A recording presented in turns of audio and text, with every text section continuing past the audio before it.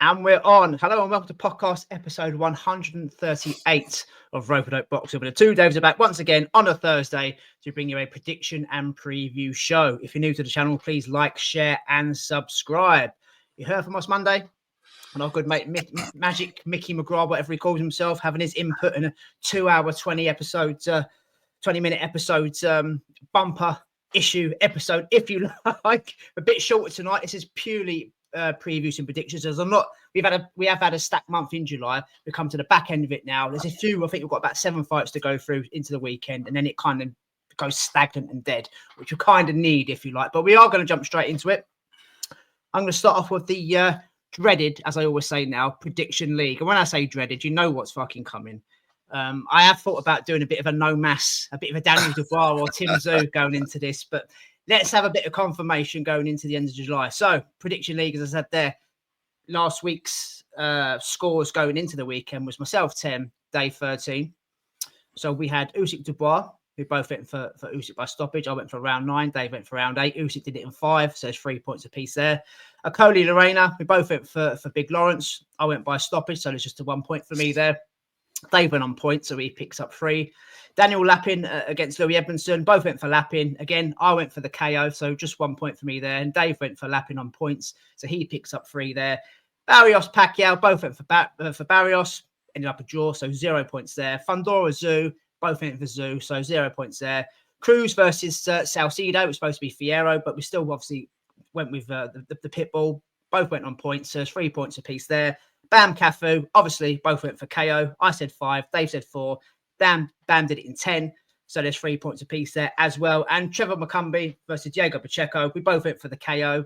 Pacheco done it on points, so there's 1 point apiece there. If you've kept up with my fast point scoring, you do realise that I scored 12, Mr. Holland scored 16. Going into next week's boxing action, or this weekend's boxing action, should I say, the scores are even more further apart now, with myself on 10 and Mr. Holland on a lovely 14 points. Oh, man. Yeah, sorry about that, mate. Don't apologise. Look, I tried hard this week. I tried hard. Obviously, the last week I gave away some silly points with being loyal to William Zepeda and a couple of others. But no, I went with educated answers, if you like, and I fell short. You done well then. I was behind, mate. I was clawing it back, and now I've just steamrolled you, mate. You're on a roll here. Mate. You've got to break it, mate. You've got to break it. I'm gonna try and break it, and I'll try and break it by starting off our first prediction of the weekend. This, as I said, there's not a huge lot going on, but this is probably the fight. Well, I say it is the fight. It's the biggest fight of the weekend. In Saturday night at the MSG Theatre, Xander Zayas taking on Jorge Garcia Perez for the vacant super welterweight title, the WBO version, should I say, on the line.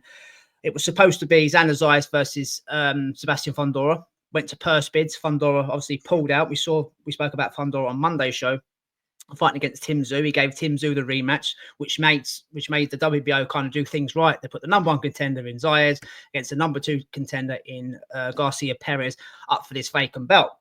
Now, I would say the harder fight for Xander Zayas would be obviously Fundora. This is a more easier route. Don't get me wrong. He hasn't got there just yet. It is going to be a tough fight. Perez is going to come to fight. He's going to be want to be world champion. He's ranked number 2. He's paid his sanctioner fees, and he deserves his shot. So we've got Zayas, David. We've waxing lyrical about him for months now. I compared him to Diego Pacheco on Monday's episode. He's 21-0, 13 KOs. The KOs have kind of dried up a little bit. Yes, he got a stoppage last time out. Maybe that's a bit premature. He's only 22, so he's very, very young. He's still a baby. Perez is a tough old Mexican at the ripe old age of 28, 33-4, 26 KOs, never been stopped. Both coming off. Well, I say they're both coming off wins, but the better win is from Perez. He stopped. He went the distance with unbeaten Charles Conwell in April by split decision. So if you have a look at the CVs, Perez has probably got the better name on his resume, if you like. They're both active. They're both busy. It should be a good fight, but obviously, you know how me and Dave feel about Xander Zayas. He's turning into this well-rounded boxer, and it's obvious I'm going to jump the gun. I am going to go for him. But this is it now in terms of I'm going down a promotional kind of route. he's got the backing with the Puerto Rican fans. Yes, I know he's not New York based. I think he's LA, but he's got the Puerto Ricans a massive fan base. Every time we see them, they haven't got many mainstream stars, David. They've got Super Mateus, they've got Oscar Collazo, they've got Xander himself, and they've got Edgar Berlanga, obviously Puerto Rican heritage, and obviously Amanda Serrano. They come out and force us to support their people. We both said it. We don't think that he's getting enough promotion when he deserves it. Wins a world title on Saturday night. Bob and Top Rank, whoever else involved in Top Rank, they've got to be singing his name from the rooftops. They need to start shouting out for other champions. Make this guy relevant, because he's such an improved fighter. He's such a well-rounded fighter.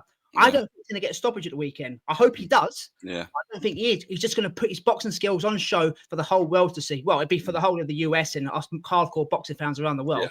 Let's kick on from there. But unfortunately, I've made my prediction, but I haven't gone for a round or whatever. But Xander Zayas at the weekend, mate, world title shot at the age of 22. Yeah. How's it going? How do you see this fight going, mate? To be fair, I think it's going to be a really good fight. I think Perez is going to make a good fight of it. I think he's going to shoot his shot. I think levels will come into it in the end, and I think that this is, which it should be for your first world title shot, a breakout night. Now, look, you had it right there. Now, when I'm with you, and you know which way we're going to sort of go, but after it, this should be now when he starts to propel his name into superstardom. Yeah, building him as that. Like I say, a 22-year-old world champion is nothing to be sniffed at. He's worked his way up. You know, he's had his fights. He's had his knockouts. He's chose to box in certain fights. He's paid his dues, and now is his time for me. And I think he's going to put on a spectacular performance. But I do think that that Perez is going to there's going to be times in this fight where Perez is going to roll the dice, and I think he's going to go at him. His record is a great record. He's got 4 losses, fair enough. No stoppages with that, but he can obviously bang with 26 knockouts in 33 fights. So, at some point in time, if he's getting outboxed, he's going to bite down his gum shield and go for it and make a fight of it. Now,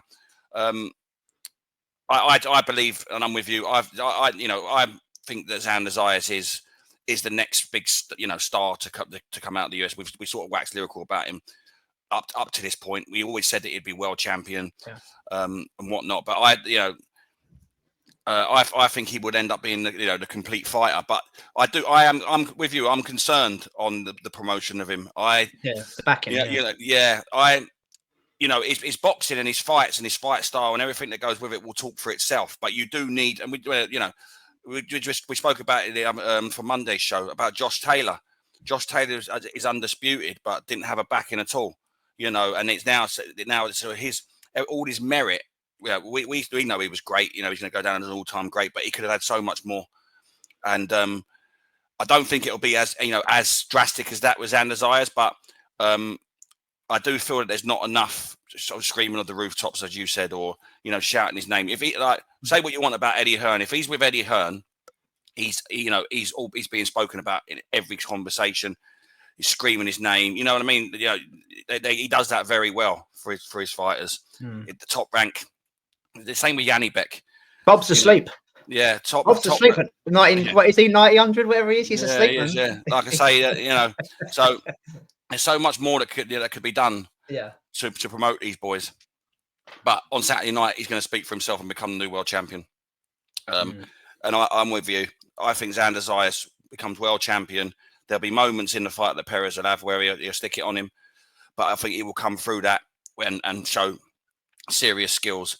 And for me, he goes on to become world champion with a points victory. Yeah, same. Exactly the same, mate. I think it'd be a polished boxing performance from him. I think he'll win majority of the rounds. I do think the Mexican, as Mexicans do, will have moments, maybe win 1 or 2 rounds, try and put it on him. I don't think he's going to look for the knockout. The last 4 or 5 fights, he hasn't looked for the knockout. He's kind of admired his work and not rushed in and tried to take his opponent out, which he did at the start of his career. That's kind of gone. But if the moment arises and he's on the big stage for a world title, I think he will try and get that KO. Be interesting, but I'm in the same kind of ilk as you. A great performance from Xander Zayas. Hopefully, Top Rank can, start shouting his name. And obviously, the other 2 champions in the division are Murtazeliev and Fundora, who obviously pulled out a purse bids to fight him. And at 22, it's a big jump. from the level of opponents he's against to fight these kind of guys, if that's what he's going to do going forward. But I'm excited for him. You know, you said there, mate, he's earned his shot, and I'll be rooting for him on Saturday night. So I'm going points exactly the same as you. On the undercard, Bruce Shu Shu Carrington is on here against Namibia's Matthias Hita. Never heard of the guy. He's ranked with, I think, 1 or 2 of the sanctioning bodies in the top 15. This is for a WBC interim title, mate. So obviously the winner should go on and face Stephen Fulton. I thought it was just a warm-up. It's not. It's for a version of a title, if you want. The last time we saw Shu Shu, obviously he's back in New York, back in his hometown, if you like. 15-0 now, 9 KOs. Last time we saw him take on an African guy was against Suleiman Sagawa, the Ugandan. We had our critiques then. He was trying different things out in the ring. He hasn't performed like that since. I think if he goes in for Sagawa again, he'd probably take him out. This is probably one of, again, top rank. I've got the best young stars in world boxing. Frank's got the heavyweights, and other sanctioning, other promotional companies have got their fair share of the cream of the crop. But Top Rank have got the young kids that are superstars. Shu Shu Carrington will make mincemeat of this guy. It's never fought out of Namibia. It's quite a weak ranking system, if you like, especially if a guy that's ranked, I think he's about 11 or 12 getting an interim title shot, but I don't hold him against him. You know, he's got this opportunity. He's coming over. He's going to try and put it on Shu Shu. The limited footage I've seen of him, Dave, is just not enough. He's 27. He calls himself the Beast. Maybe he's the Beast in his home country, but he's going to be up against a guy that's fast, slick, arrogant, if you like, confident in his own power, confident in his own, punching ability. He's starting to set traps. He's turning into another complete fight, if you like, Shu Shu Carrington. And if he comes through, which I fully expect him to come through, it's nice that the sound bites are Top Rank and PBC doing their own thing and kind of moving away from Uncle Turkey, because then you'll get Fulton versus Shu Shu Carrington for the title without Perez, just getting on the best versus the best in the division. So again, like I do, guys, I always jump the gun, but I think for me, this is pretty easy. I think it might be a little bit of a masterclass from Shu Shu here on Saturday night, and I can see him stopping in his African opponent for the first time. So I'm going to go straight in, mate. Shu Shu Carrington to knock out Matthias Hita, round 4. I was going to say round 4, but anyway, I'm a little bit underwhelmed with this, mate. I've got to be honest. I was expecting Shu Shu to kick on after his last performance. We've been critical of Shu Shu Carrington in previous fights where, we expect more from him. And then he goes and blasts his opponent out in 3 rounds. We're like, that's the Shu Shu Carrington we expect, and we was waxing lyrical about the performance. And rightly so, you've got to take every fight as it comes. We talk about every fight, so we will take every fight as it comes and only go on what we've just seen.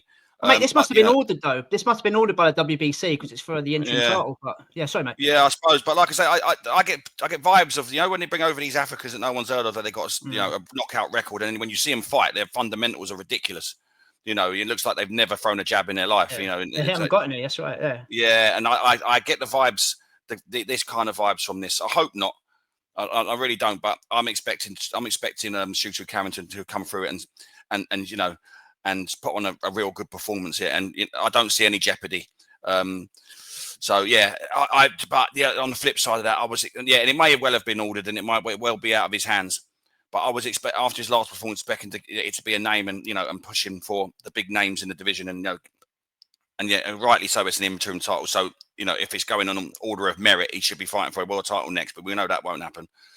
But because of the way that the sanctioning bodies and all that sort of. But that's what I said. Hopefully, Top Rank and PBC can get together and just kind of maybe keep it in house. If you like, so a two fight thing. You get Brooklyn versus Philly, Fulton versus Shu Shu. That's how it should play out. But you're right. 9 times out of 10 it doesn't. But no, it drags on for ages. But no, listen, I don't want to put too much of a down on it. I'm with you. I think Shu Shu Carrington shines. I think he makes mincemeat of this guy. I hate Hita, and I think I was going to go 4, but you know what? I'm going to go for round 3. Definitely gets a stoppage, same stoppage as his last fight, and hopefully rocks the mic, screams names, and builds something on from this. Because, like I say, after the last fight, I was expecting him to, really kick on, and this is it now. This is the Shu Shu Carrington we've been talking about, because he has had some label performances up to his last fight. So I'm expecting him to do it again now. And, he does throw some lovely shots. His body shots, he picks his shots well. They're sharp. They're spiteful. They're crisp. Slick black American, as we like to say. Exactly that. So I'm not expecting anything for that, but I do think he's going to take him out. Yeah, round 3. Yeah, I expect him to rock the mic as well. He's arrogant, isn't he? And he's brash, and he's just a typical American. And that's, and I like him. I like him inside the ring and outside the ring. Sometimes you know, the brashness and the arrogance and the disrespect. Sometimes I think, but I don't know. Something about the kid.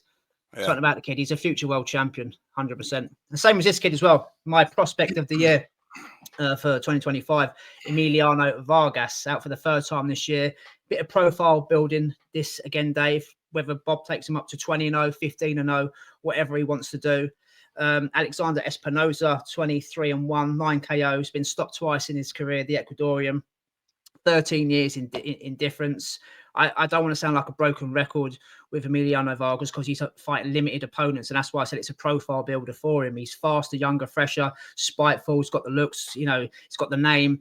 It's only a matter of time. I don't think he's gone past 6 rounds in his career yet. So this is a very, very easy one. I'll be very shocked if anything happens to him on Saturday night. He's barely lost a round. Again, yes, limited opponents, but all the fighters have this. You probably won't see him out against somebody who's going to ask him any questions, probably mid-2026. Somebody like a Steve Claggett or Jermaine Ortiz. There's probably the right sort of opponents for him. Again, this will be a card builder, like Dave likes to say, and he's right. A showcase fight, another highlight reel moment. I'm going straight in again, mate, with my prospect of the year. I'm going to go Emiliano Vargas to knock out Alexander Espinoza. Last round, round 6. When this was first announced, I see Vargas Espinoza. I was thinking, you know, something else. You know, like we got Vargas's and we got Espinoza's. You know, in other weight divisions. I was thinking, hold up, and I realised it was Emiliano. His career, how much I love the kid, it's far too early for that. Again, different weight classes, but Espinoza could easily make lightweight. Fucking hell, it was just the surnames that made. I thought, hold up a minute. And then I realised it was Alexander. But yeah, listen, I'm with you. Listen, he's done nothing wrong. He's doing everything that he should be doing. You know, he's taking guys out. He's looking good. He's looking the part. He's rocking the mic. You know, he's selling himself very well in a promotional team that doesn't do it that great for him. So, you know, he's making all the right noises at the minute. And again, you know, you had it there. You know, he's building himself now. Like I do want to see rounds though. You know, we said it before. I do think rounds, you know, definitely prepare you for bigger things. Now, that's not for me to say that he's not going to go on no bigger things because he's knocked out 12 of his 14 opponents, but I do think that they're invaluable. I think it's 6, isn't it? It's a 6 round. I think it's 8 rounds, this one. Oh, is it 8 rounds, is it? Yeah, it's 8 rounds, yeah. Okay, yeah, so he's moved up to 2 rounds, yeah. Yeah, so, but I don't see him getting it in this fight.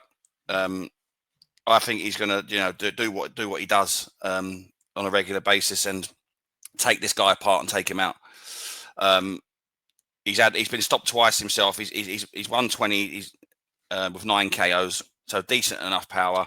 But he's been stopped twice out of his 3 losses, and he's going to be stopped again for me. And I'm going to go for Emilio Vargas to stop Alexander Espinoza in round 5.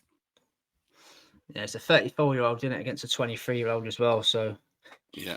Big difference in age. Just quickly before we move on to the last kind of preview on this card, your prospect of the year, Junaid Bostan, is he just disappeared into thin air? I think he's retired. I think there's been nothing about him since that fight with Fawaz. Well, I mean, we had Jay's Fight Talk said that Eddie Hearn had dropped him. So he put out a tweet yesterday or the day before, but there's no sort of fight talk. That is, you know, I've had a stinker with that prospect. It's a wasted year. Yeah. It's a wasted year so far for him. I don't know what's going on. Yeah, I don't know. He had a life or death, which is fine early doors. You know, but then he's it's like it broke him, kind of thing. It sort of fell away. Yeah, it's not a good sign. No, it's not a good sign, mate. We'll keep up with what's going on with Junaid Bostan. Hopefully, we see him out before the end of the year, mate. When we do our year's review, and you've got to talk about your prospect, it's going to take you literally 2 minutes to cover what he's done. I won't speak, but you're going to have a lot to say about Vargas. He's out every month, isn't he? So he's out very, very busy fighter. Talking about busy fighters, mate. Let's kind of reverse it. Back to Dear Jalilov, the opposite of a busy fighter. From day one on this podcast, I've maintained that this is a future world champion, but that can only happen if he fights. He never fights, and we know with Bakhtiar Jalilov. I've said in the past again. I always used to think the best southpaw outside of Alexander Usyk was Luis Ortiz. Obviously, he's about 104.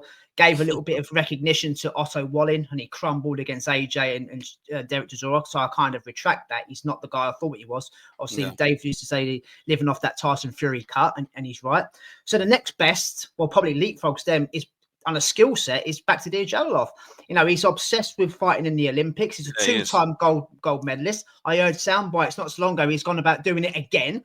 I need to keep the same energy that I did the other week with Savannah Marshall. Are you a pro boxer or are you an amateur boxer? Which one are you going to do? Because you're 31 now. You've got all the skills to pay the bills. Your record is 15-0 14 KOs. We saw him a few months back fighting a bum Ukrainian, got a knockdown in the first round and kind of laboured through a fight that he should have kind of really taken care of. Looked disinterested. He's in against cannon fodder this weekend. Sorry to Gianmarco Cardillo, the Italian guy. You're just not on this level. So what I don't understand what he's doing, Dave. It's a waste if he goes. I wouldn't say it's a waste because I know he's got issues like with his father passing away. He wants to make him proud. He was promised to do this, that, and the other. I totally get it. But he needs to be involved in this new era of heavyweight boxing. And when I say new, he's 31, so he's got at least another 6 or 7 years left. Yeah. But let's get going now. Let's get busy. You're fighting. When you are fighting, you're fighting rubbish fighters. Yes, you're building a profile as a pro, but come on, when is the right time? When is the right time? I mean, this is again, I'm going straight. This is a round one knockout. This is a pointless fight. He learns nothing from it. He gets no rounds from it unless he can't be bothered like he did in the last fight against the Ukrainian guy. I'm high on Jalolov, but we need to see more of him. It's a waste not seeing him. Make your mind up, man. The big respect. Are you doing the Olympics, amateur scene, or are you doing pro boxing? Please let it be pro boxing, but it's not my decision to make. I'm just happy he's out the weekend, but unfortunately, I can't see it going past 3 minutes, Dave. No, it's a tough one with old Jalolov because, like, you know, these guys that have had such Olympic records, you know, like your Lomachenko's and that, like in their first 10, like Lomachenko was a world champion or double world champion within his first 10 fights. Yeah, he doesn't need to be having these type of fights. He doesn't need to be fighting a Gianmarco Cardillo, a 36-year-old Italian. He doesn't. He could be springboard, you know, pushed into fighting names now. With the fights that he's had amateur wise. So I don't know what the plan is. It doesn't seem to have any type of plan. It's almost like he's dipping his toe into pro boxing. And like you said, amateur boxing seems to be his passion, his love.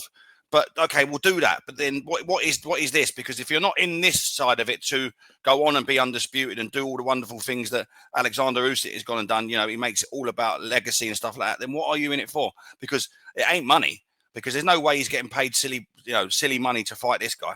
So what I can't work out what the plan is. I wish they would come out and say, we're doing this now until the Olympics. Once this Olympics is out of the way, we're going to then, you know, put everything into being pro boxing, and we can understand what this is here. Because currently I don't understand it. No. And again, it's just like you had this cannon fodder. It's a run of the mill fight.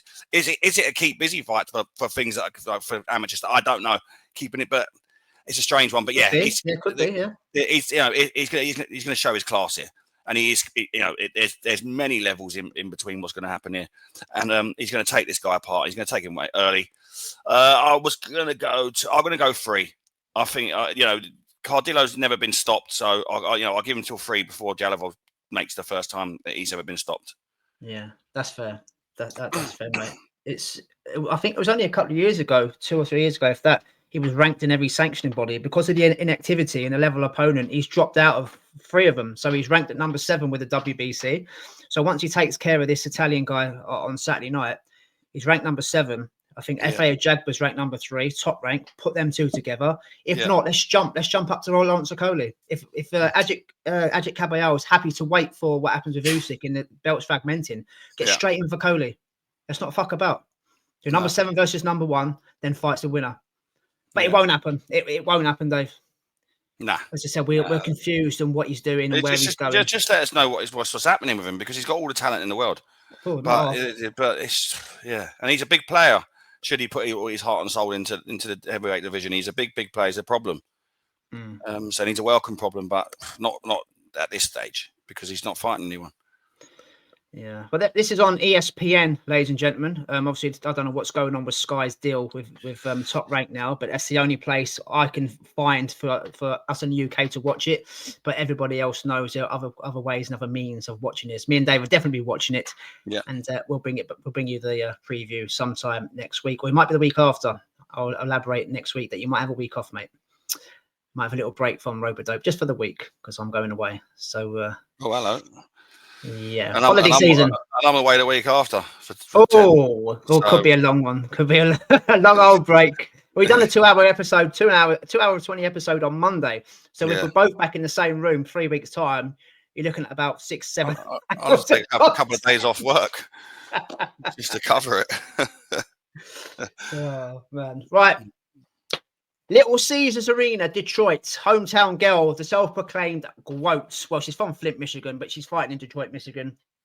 She looks to make it 17 on 17-0. Get your words out, Dave. On Saturday night, as she takes on New Zealand's Lani Daniels. Now, Clarissa's up at heavyweight now. She's taken on a career light heavyweight that's got a record of 11-2-2, just the 1 KO at the age of 37. Clarissa's still only 30. I just can't believe she's been around that long, and she's still got another good 7 or 8 years left, especially in women's boxing. With the talent is so slim. We had the Katie Taylor thing the other day. We're not here to do a big montage because of time wise. If anyone can see, I've got my work uniform on. I've got to go to work. Dave's just come back from work, but I do feel sorry for Clarissa Shields because like we said in the past, if you go on skill set, IQ, ring generalship, I do believe I think she is the GWOAT in terms of boxing ability. I think she's better than Katie Taylor. I think the only person that's going to match her going forward is Lauren Price. But Lauren Price is 4 stone lighter than her. So the reality of those two meeting is not going to happen. Baumgartner, aka Shira, looks like she's lost it in one fight. But don't write her off too soon. Maybe she'll come back. But again, the weight disparity is too much. Yes, she can jump up, but Clarissa may have to drain. And she's left with opponents like this. Lani Daniels on Saturday night, nowhere near her level. She can't help it. She's given what's there for her. Does she need Savannah Marshall still? Possibly. But what we saw with Savannah Marshall the other day, possibly Clarissa might even stop her this time. This is a chalk and cheese fight. She needs activity. She's getting it. But the only positive I can take out of this for the GWOAT, mate, is the last 2 fights we've seen her at heavyweight, she's sitting down on the shots. So she's not just boxing and schooling girls and, making great shapes and silhouettes and, unanimous decisions, etc. She's actually looking to take girls out. Yeah. So that's a positive from Clarissa Shields. But just before we make our predictions, mate, Shields up at heavyweight fighting this level of opponent. All the other superstars are down 4 stone below. I do. Whether you think of her, the female Broner, things like that, I do feel sorry for Clarissa because the achievement she's done in the ring and out the ring, the Olympics, and she's got a backstory as well, just like Katie Taylor. I don't think she gets the applaud she deserves, and that's a lot of it's based on CV and resume, Yeah. Well, I watched her movie. She's got a movie. What's it like? It's pretty good. Yeah. It's pretty. It's like a life story and stuff. We'll start in that. Yeah, very good. Very inspirational. Listen, brashness doesn't do anything for me. I've been quite heavily, I've said it quite a lot on here. I'm not into it, but I can't take away what she's achieved in the ring and what she does achieve in the ring and what she does. Her boxing skills, her boxing IQ, fantastic. Got no issues with that. I just don't. I know she's got to sell herself because, she's got to be screaming and she's got to be brash because, again, the pool is not there, so the fights are not there. Do you think she's perfect? Sorry, mate. Do you think she's perfect for Jake Paul and MVP? Do you think she's the missing piece? She could well be. I don't know that she really needs him. Like she does enough. She's put herself out there very well without any sort of backing herself. It would help her. It would get her paid more. But I don't think she. But I think she sells herself very well. She is where she is today because of herself. She does make the right noise, and she does do this with the right sound bites. She talks about fighting men. You know what I mean? So she's very good at self-promoting herself. So fair enough. But going into the fight there, she's the Usyk of the women's divisions that she's in, and that's basically it. She's just too good, and it's not her fault. She can only beat what's put in front of her, and there's not a lot out there. She can move up and down the weights, but she is a big girl. Yeah. So her going down the weights now may be an issue. But I'm with you. In this fight, I don't see any type of jeopardy. One stoppage from Daniels, not going to be off. She's not going to have any. She's not going to have any sort of skill set to keep the Shields off her. Shields is sitting down on her shots now. She's being spiteful. She is going for the stoppage, and I expect her to do the same in this fight. And for me, Clarissa Shields is miles apart in talent, in boxing IQ, in shot selection, in footwork. She's just too good, and she's going to show that. And I think she's going to wear this girl down, Lana Daniels, and I think she stops her in round 4. Yeah, I'm going to go for a stoppage as well, mate. Hometown girl, putting on a show for the fans. It's not a massive card. I mean, Tony Harrison's on here. I didn't think he was still fighting, the ex, super lightweight champion. Yeah. He's a Detroit boy as well, so he's on here. So yeah, I'm the same. You go 4, I'm going to go 5. That's the positive you can take out of it, apart from her having the skill set. But again, it's a limited opponent, so this is why I feel so sorry for her. But she always delivers. She is the GWOAT. In the ring, the accomplishments are there to be seen. But it's again, we spoke with Mickey on Monday's show, mate. We briefly spoke about the greatest of all time, and when you go down the women's division at the moment, obviously there was a big. Here we go. Right, just before we move on to the next fight, Clarissa Shields and Layla Ali look to be getting it on for 15 million. Right, this is how I feel sorry for Clarissa Shields. She's having to get a woman out. Was she 47, 48 at retirement? She hasn't boxed for 15 years. To kind of sell herself, if you like, to make herself relevant. How bad that sounds, because more people are going to know. You sell that. Muhammad Ali's daughter. Didn't she used to? That's the legend. Didn't she used to box? Yeah, she was a world champion. There's a narrative. There's a narrative. She's fighting the GWOAT.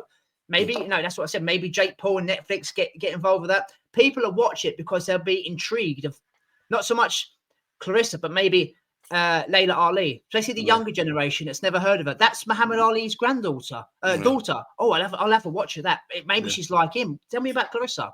Yeah, there's been more eyeballs on that as a kind of a circus fight, like we spoke about Manny Pacquiao last week, than her fighting Lani Daniels on Saturday night. Yeah, I know. But yeah, it is just like a Manny Pacquiao situation where you did, bringing them out of retirement and stuff. It's a crazy world we live in, but it'd be very hard for Layla Ali to turn down 15 million. I can tell you that.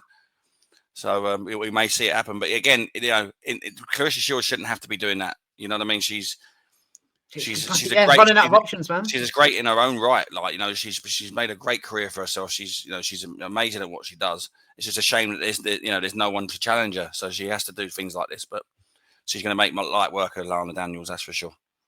Definitely. Last one to preview this weekend, guys. We're going back from that's on the zone, by the way, Clarissa Shields and over in Detroit.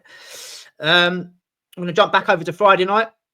Brilliant fight we've got for you. Probably the start of the week. This probably might be the best fight of the weekend. It's European, British and Commonwealth titles on the line over at the Bournemouth International Centre. Ryan the Pirahnna Garner versus Recce Bomber Bellotti. All the belts up for grabs. The winner of this will definitely move on and have different openings, fringe world level contenders. If Ryan Garner wins this, he'll jump into the sanctioning bodies, top 15 with most of them, I expect. A really, really good fight here. Recce Bellotti, mate, we spoke about him in the past. He went through that phase of 5 defeats in 7, got knocked out by Ray Ford back in 2021, was going to call time in his career. Back end of his career now, he's had 6 or 7 wins on the trot, really good wins. He beat Michael Gomez Jr. last time out for the British and Commonwealth belt. He's in an Indian summer. He's looking the best ever. He's looking his career in his late 30s. Ryan the Pirahnna Garner, I think is very underrated. I think after Friday night, more people are going to know about him. What he done to Archie Sharp, the skill set of Archie Sharp, the shoulder rolls, the low hands, the kind of Nas style, trying to show off. Ryan Garner says, I'm not having any of that, you motherfucker. I come forward, I stalk, I use educated pressure, I throw loads of shots. I'm going to cut the ring off. You're not getting away from me. Nearly stopped it on one stage. Unanimous decision. And look what's happened to Archie Sharp since. This kind of golden boy that's coming up from British boxing could barely lay a hand on an old man in Maxie Hughes. Kind of took his soul. Saw Ryan Garner last time out, Dave, win the European title against Jimenez. Looks the bee's knees. You've got 2 fighters, one younger than the other one, both in superb form. The legit titles up for grabs. It's a Friday night in Bournemouth. Ryan Garner's got some massive support. He's a big ticket seller. I can't wait for this. This is going to be a fucking war because both men come forward. They're both on the crest of a wave. They both want to, move on. I mean, Ryan Garner's got a lot more years left, even if he loses here on Saturday night. On Friday night, sorry. Recce Bellotti isn't. So this is his last roll of the dice to get into the never land, if you like, with the world title contenders and getting shots. You know what happens when you've got the EBU belt? You know, it opens doors with the WBC. I can't wait for this. This is the best fight of the weekend. Obviously, the biggest fight is Xander doing his world title things. Yeah. But this is going to be an absolute cracker, mate. Ryan Garner versus Recce Bomber Bellotti on Friday night at Bournemouth. How do you see it going, mate? You took the words out of my mouth, mate. I was going to say this is the fight of the weekend. This is going to be a absolute war. You know, you got two guys that are not going to take backward steps. They're going to meet each other head on in the ring, the center of the ring, and they're going to throw leather. It's going to be a phone box fight for me. And I really believe that it is going to be who wants it most. It's going to be biting down on your gum shield. It's going to be, and you know, it's going to have the lot. We're going to be talking about waxing lyrical about this fight on Monday. I have absolutely no doubt about that. Ryan Garner, I'm with you. I you know, I think he's very underrated. I think that there's so much to like about him. You know, he's got spite. You know, he's got a lot about him. You know, he throws lovely body shots. You know, he shows shots with intent. You know, there's no messing around. It's all business. Yeah. And then you've got Recce Bomber Bellotti, who I actually thought that I think I backed Gomez to beat him. You know, you did, yeah. But I see a difference in Recce Bomber Bellotti. You know, like when that fight got cancelled with Gomez the first time, he's fuming. He was fuming. You know, he turned up in that next fight. He took a lot into that, you know, and I like that about him. You know, he had a little bit of grit, a bit of anger about him. Listen, he's had a long career, Recce Bomber Bellotti. He's a good fighter. He's better now, though, Dave, isn't he? He's better now than he was when he first come on the scene. You know, he actually is, and I say you use it quite a lot, Indian Summer, and he is on one, and I see a difference in him at the minute. You know, like there's again, we talk about spite, we talk about aggression, educated pressure. You know, the will to win. You know, he seems like he's had a second win and he wants it, Recce Bomber Bellotti, and that's what makes this fight. I think it's going to go down to who wants it the most, and that's what's going to make it an absolute war. But I'm going to lean towards Recce Bomber Bellotti. I think Recce Bomber Bellotti is going to be on a crest of a wave for a little while yet. And I didn't see that one coming. I thought you were Team Garner. I don't think that he's going to be favourite in this fight. So, no. But I think that he's just going to just want it that little bit more. He's got a lot more to lose in this fight than Ryan Garner. Ryan Garner can come again. I could even see this being that good of a fight that they run it back. But I'm going to go for Recce Bomber Bellotti on points. I was going to go stoppage, but I'm going to go for Recce Bomber Bellotti on points. But you can afford to be bold anyway. I think that I think this is going to be an absolute outstanding fight. I can see this. They're just their styles just gel. I can sort of see. I can see it playing out in my head. Yeah. And I think this is going to be an amazing fight. This will be the first fight we talk about Monday. I'm not saying it's the same in terms of levels, but it's got a touch of the Pereira Morales, isn't it? You can just see him just throwing leather in the middle of the ring. I can't see the backward step being taken. No, I can't. They're both got good wins under their belt. They're both champions. They both want to kick on. They're both in form. Crest of the wave, you like to say. Yeah, it has to deliver. Yeah, it has to deliver. This fight does. But I think Ryan Garner being the younger man, I think the gas tank may kind of run out of juice for Bellotti in the end because of the Piranha's pressure. There was a lot of educated pressure as well. Throws loads of shots, but so does Bellotti. I don't think Garner's going to stop him. That's why it's a good fight. It's a 50-50 fight, really. I know you're right. Garner will be the favourite going into it. Possibly could be the best super featherweight in the UK. We'll find that out on Friday night, mate. But I think he's going to overwhelm him. I think the press is going to get to him. I can see him tucking up in the ropes on the championship rounds, and the output it will be enough for the judges to give Ryan Garner a points decision win, mate. So I'm going the opposite to you on points. Ryan the Pirahnna Garner. Yeah, we saved the best to last. Even though that's the first fight of the weekend, and obviously on this card, I'll say obviously Ellis Zorro, should I say? He's back out. He takes on Alois Jr.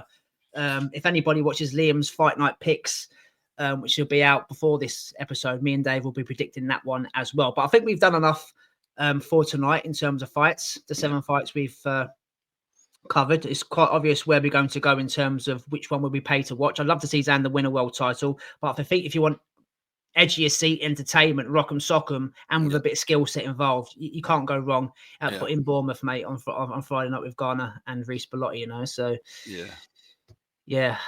Hold on to your hats, guys. It's gonna be exciting. Right, just before we come to the end, the old winners weekly wager. £94 of the pot last week. Dave obviously won yet again. He went for his mate Bam Rodriguez to get the KO in round 4. Bam done it in 10 instead. So still gives us 3 points. Those 3 points are turned into a double, to turned into 6 points, and then Dave turns them into pounds, which obviously makes this week's pot, the charity pot of your choice, a juicy £100. Hey. It's again, like bullseye in the 80s. Yeah, it is. Yeah, we've got to the £100 mark. But yet again, Mr. Holler did win last week. So the winner's weekly wager, the banker of the week, goes to you, brother. Where are you going this week, mate? To hopefully get 4 points. 4 points to the That's a drum roll, by the way. Yeah, it's easy for me, mate. This week, I am going to go for the GWOAT, and that is Clarissa Shields. For me, that's a weekly wager. That's it there. It's either Clarissa or Jalalov, wasn't it? So yeah. I'll go for Clarissa. She'll win, and then she'll rock the mic as well and say, "Hey, boys, add to your £100." Could you imagine? She said that. That would be our biggest ever shout out. Yeah, Roper Dope Boxing ever. Yeah, fair play. Yeah, it's only going to go one way. So yeah, brilliant, mate. Our biggest shout out so far is Tyler Denny giving you some shit. So it would be a bit of a step up. Yeah. I can't deny it. I still think Felix Cash is winning, but I have been wrong before, obviously. Weekend plans, mate. What you got planned for the weekend?